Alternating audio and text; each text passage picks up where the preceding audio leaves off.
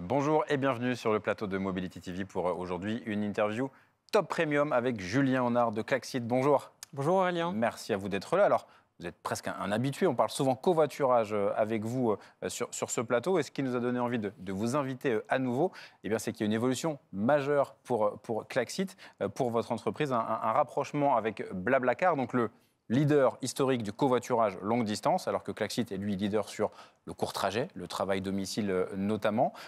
Pourquoi ce rapprochement, Julien Honard, là, c'est tout frais, c'est en train de débuter, de se concrétiser? Exactement, on a passé la première étape là, du rapprochement et en fait c'est devenu une évidence finalement d'allier nos forces. Pourquoi ? Parce que on a développé des choses vraiment très complémentaires. Blablacar a une marque évidemment très forte et connue quasiment comme Coca-Cola en France, a une communauté, y compris sur la courte distance, de plusieurs millions de membres. Ouais. Et nous, sur la courte distance, on a développé en fait le modèle économique. Donc en fait, les entreprises, les collectivités locales qui subventionnent les trajets. Et c'est comme ça qu'aujourd'hui, on est dans 50 villes qui subventionnent les trajets, 350 entreprises. Et ça se complète extrêmement bien avec la marque et la base utilisateur Blablacar qui va nous permettre en fait d'aller beaucoup plus loin. Ouais, c'est ça, qu'on comprenne bien effectivement que Klaxit n'était pas présent sur la longue distance, le déplacement où je veux faire un covoiturage loisir, on va dire, et que pour le coup Blablacar Daily débutait mais n'avait pas effectivement le dispositif déjà en place de Klaxit, donc c'est ça qui a fait sens des deux côtés. Exactement. C'est-à-dire, voilà, oui. on va mutualiser les forces. En fait, d'un côté et de l'autre, on gagne plusieurs années là. Ouais. Nous, pour recréer une marque aussi connue que Blablacar, avoir autant d'utilisateurs, il nous aurait fallu beaucoup d'argent et des années. Et du côté de Blablacar, pareil, recréer une équipe capable d'aller vendre et fidéliser à des entreprises et des collectivités, qui est vraiment le nouveau marché suite à la loi d'orientation des mobilités, ça leur aurait aussi pris des années. Donc là, on fusionne les deux ADN pour le meilleur. Et est-ce que le plan covoiturage du gouvernement a accéléré aussi ça, ce besoin de grandir, d'aller vite ? Ouais, exactement. D'accompagner ce qui est en train de se passer. Ce que fait le plan covoiturage, c'est qu'en fait, il donne plus de perspectives au marché. Ouais. Nous, l'objectif de ce rapprochement, en fait, c'est vraiment de faire grandir le marché. Aujourd'hui, on en est quand même... alors certes, ça fait 10 ans que Klaxit existe, même 11 ans, mais en fait, on en est globalement au début de l'aventure du covoiturage quotidien. Ouais. Parce que tout opérateur confondu, on fait 850 000 trajets par mois. Mais en fait, tous les jours, vous avez 10 millions d'automobilistes qui vont au travail seuls dans leur voiture. Ouais. Donc le potentiel du covoiturage quotidien est encore gigantesque.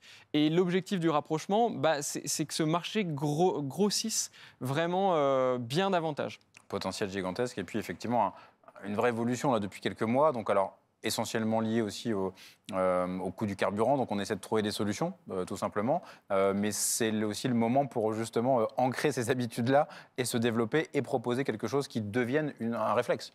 Oui, vous avez deux vents porteurs. Il y a l'augmentation des prix des carburants, la raréfaction des ressources, qui est le pari qu'on a fait globalement il y a 10 ans et qui commence vraiment à se concrétiser là.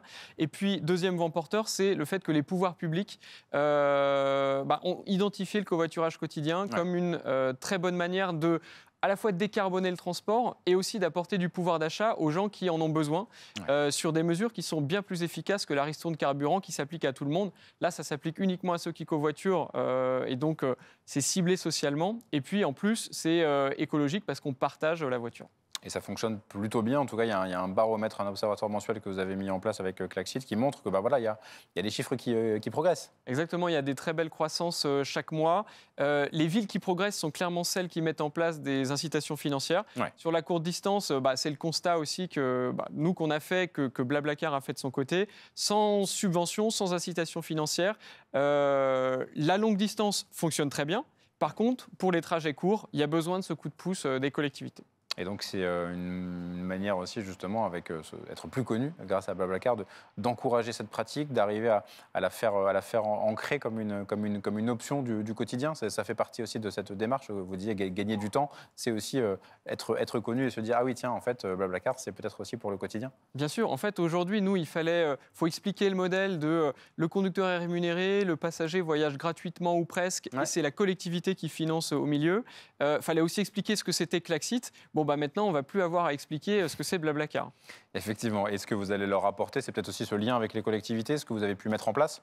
Là aussi, pour eux, c'est gagnant-gagnant. Voilà. Oui, tout à fait. C'est vraiment la complémentarité que nous, on a développée, qu'ils ont commencé à développer aussi, mais beaucoup moins fortement. Ouais.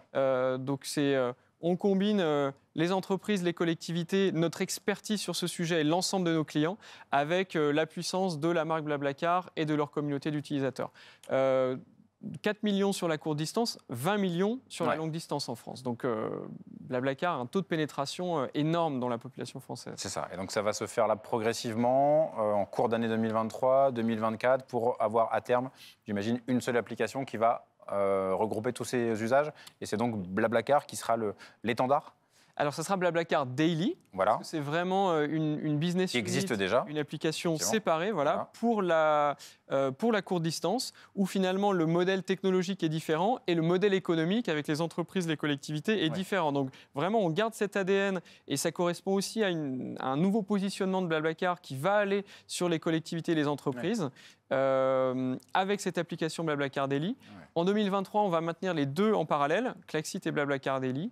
On va prendre le meilleur des deux mondes en termes de fonctionnalités et pour que début 2024, il ne reste plus qu'une seule application et qui s'appellera évidemment Blablacar Daily. C'est tout l'intérêt de capitaliser sur la marque Blablacar. Et effectivement, donc un peu d'hybridation, de cohabitation assez logique avant la fusion pure et simple. Peut-être un mot également pour terminer sur votre rôle au sein de l'Alliance des mobilités. Au sein de Mobiliance, ça veut dire que le covoiturage aussi prend de l'ampleur avec ce type d'acteurs. Voilà, on a souvent parlé de Blablacar, licorne, peut-être une des seules d'ailleurs sur le secteur des mobilités. Ça montre que le sujet covoiturage prend de l'ampleur aussi. Oui, tout à fait. Déjà, ça montre aussi la santé de la French Tech et qu'on est aussi capable, en France, de s'accorder, de faire grandir des marchés. Et évidemment, ça donne beaucoup de force à l'Alliance des mobilités, donc qui a notre fédération professionnelle sur l'ensemble des modes. Blablacar était déjà très contributeur sur l'Alliance des mobilités et va donc bien sûr continuer. Ça va forcément continuer. Eh bien, merci à vous, Julien Honard, d'être venu sur ce plateau pour nous parler de ce rapprochement très important pour le secteur du covoiturage entre Klaxit et Blablacar. Et puis, de toute façon, on va continuer à parler de tous ces sujets avec vous régulièrement. Merci à vous et à bientôt.